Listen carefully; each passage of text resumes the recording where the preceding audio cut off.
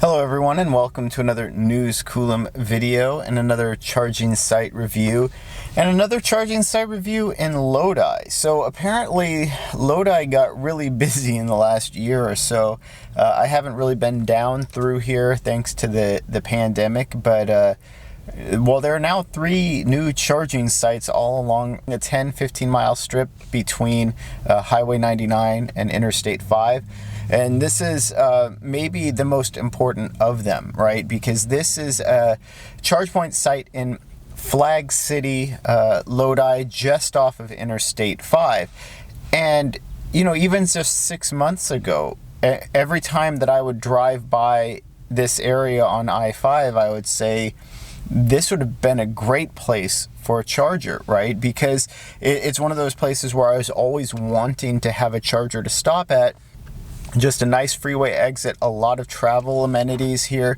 It's located at a Shell station, and there have been a lot of Shell stations that have been putting in chargers, not necessarily branded as the Shell Recharge brand, but the gas stations themselves have been hosting chargers, Electrify America chargers, these ChargePoint chargers. So these are good stops for travelers, right? The only thing that I would complain about is the DC fast charging speed and whether or not that is appropriate for a freeway travel stop. I-5 is a major interstate corridor. Maybe a 50 kilowatt charger isn't the most appropriate, especially in this day and age. That being said, though, like I said, this is a great stop, a great location. It's where I would have wanted a charger to be. And I did want a charger to be here. And well, look, now they're here.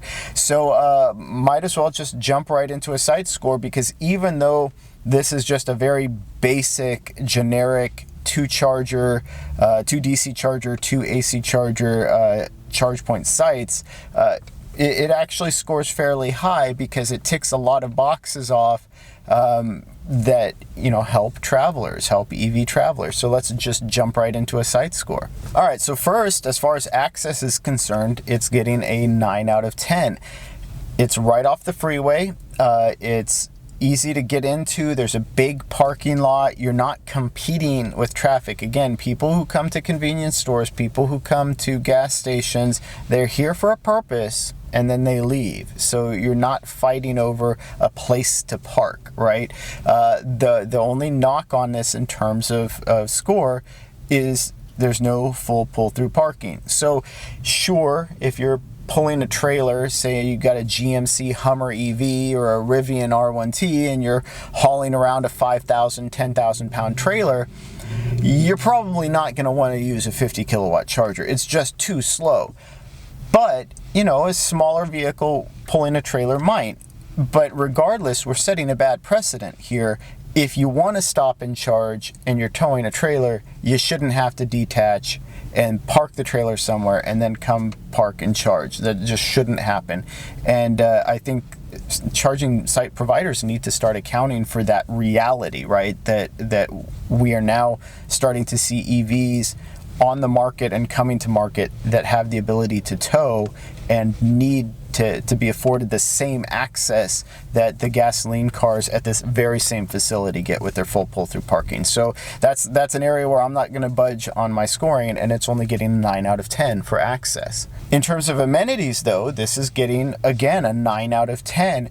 We're right next to the air and water. Not that I've ever had to fill the radiator on my overheating EV, but you know, it's nice to have the air pumps there. We're a little far from the vacuums. You have to walk from the gas pumps over here with the squeegees, but hey, they're here, right? So that 1 point that's getting deducted for amenities is really only covering for the chargers, right? Covering for the cars, covering for the chargers. Again, I'm just looking for equal treatment between EV owners and internal combustion vehicle owners, right? There should be equal treatment. These chargers are expensive. They should be covered and protected from the sun and from the elements, and so should EV owners who are plugging in and charging their cars.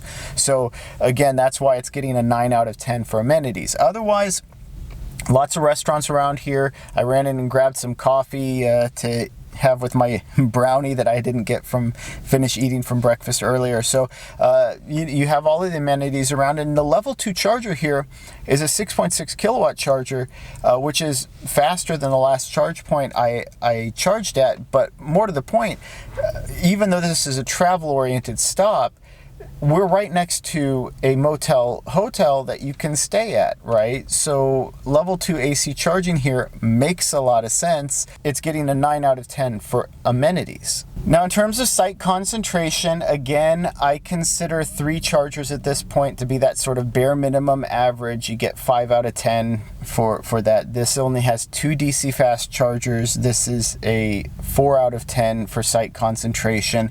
You know, the score maybe could get bumped up a little bit for having 2 6.6 kilowatt level 2 AC chargers, but really those don't count toward sort of a travel site score. Sure, you can be charging 4 vehicles simultaneously, but 2 of them are going to be charging very, very slowly and probably not in a way that supports their trip. So I think we really need to see an improvement in the number of chargers per site. It doesn't have to be a lot. You just need it to be enough that you don't have to worry about all of the chargers being blocked or occupied when you arrive. So right now, with current EV populations, 4 to 6 to maybe 8 chargers seems to be right the sweet spot, maybe 6 chargers. This is a third of that. So it's falling a bit short. So for site concentration, it's only a 4 out of 10. Now for location, again, this is a site where I was driving by saying, why don't we have chargers at Flag City, right? Why is that not a thing already?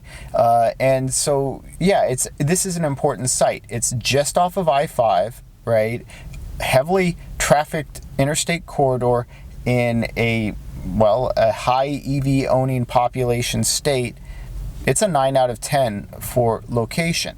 Now, yeah, you're not necessarily supporting urban communities. It's a little bit out of the way. If someone lives in Lodi and can't charge at home, they're not going to drive out here to charge up. That's a little bit inconvenient. But otherwise, it is playing that sort of crucial role of one of those gap filler chargers along a highly trafficked route with a lot of options here.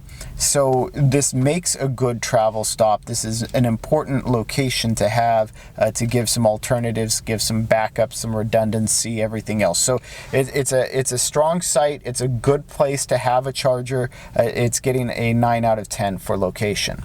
And then for speed, well, these are 50 kilowatt Tritium units. They're even listed as 48 kilowatts on their placard now.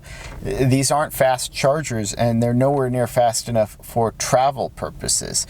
So it's only getting a 5 out of 10 for speed. And I'd really like to see ChargePoint, whether it's swapping out, preferably adding on to these sites with additional faster DC chargers that can be used to maybe give people options, right? For the Bolt EV, it's not a huge difference, but for some of the newer EVs coming out, if you have an option between a 125 kilowatt charger and a 50 kilowatt charger, you're going to take the 125 kilowatt charger. It just makes more sense for a travel location. So I really hope to see ChargePoint, especially on these freeway locations, start to expand these sites and add faster chargers. All right, and that brings us to an overall site score of 36 out of 50. So that's actually, a decent score. That's a C. And like I said, some of these older sites like this, or older site configurations like this, if they're put in the right place with the right amenities and the right location, they can still score decently. And this is something that this site here is one that, with just a few tweaks and a few modifications, it could easily be a strong B, right? It's easily close to an A, just with some additional chargers, some faster chargers, maybe some coverings for the chargers, that sort of thing, or just a slightly different configuration that allows for vehicles that are towing. You do that, this is a really, really strong site, and it's one that I think I'm glad to see it here. I'd like to see it maybe supplemented by some more additional faster charging. So let me know what you think. Have you had a chance to use this site before? Have you used these sort of travel corridor ChargePoint sites before? Do you travel up and down Northern California along I-5 a lot? And is this one of those locations where you would stop?